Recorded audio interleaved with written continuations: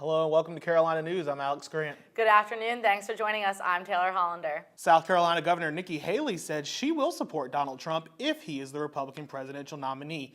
After endorsing Florida Senator Marco Rubio earlier this month, the governor is now walking back allegations that she would not back the GOP frontrunner. A Lexington restaurant owner has been arrested for shooting and killing a man at a park and ride Sunday night.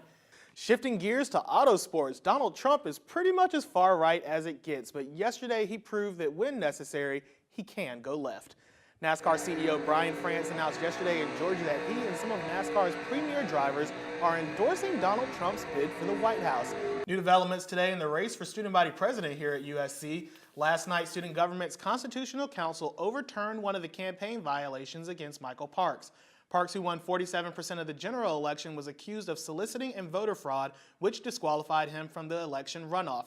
Today, Parks says he is glad the council chose not to ignore the voices of over 3,300 students who voted for him just 2 weeks ago. Justice was served. South Carolina's Emergency Management Division will be hosting the state's annual disaster exercise today and tomorrow. The training event is an opportunity for everyone in South Carolina to practice updated procedures for disasters that occur with little to no warning. Before heading to the polls, here is some information you need to know. South Carolina polling sites will be open from 7 a.m. until 7 p.m. tomorrow.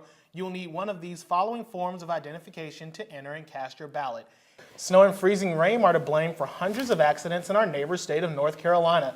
The North Carolina Highway Patrol says more than 300 wrecks happened in the area of Raleigh, Durham, and Chapel Hill between midnight and 10:30 this morning.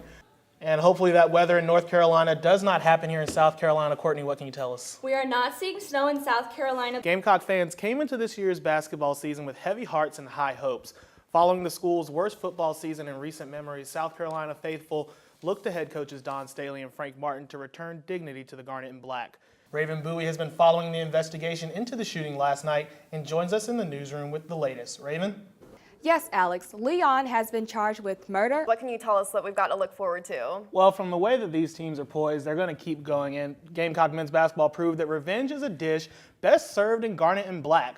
Big news for South Carolina's women's basketball team as the postseason awards have begun rolling in. This morning, Gamecock sophomore Asia Wilson was named SEC Women's Basketball Player of the Year. Now, Wilson averaged 16.6 points during the regular season, coupled with 3.2 blocks per game. Now, that is the most in the SEC this year. Be in downtown 5 Points this Saturday, so it should be pretty enjoyable for everyone. Definitely celebrate responsibly down at 5 Points. It's going to be a lot of people. Well, that's all the time we have for today. Thank you so much for being with us here on Carolina News. See you tomorrow. Have a great evening.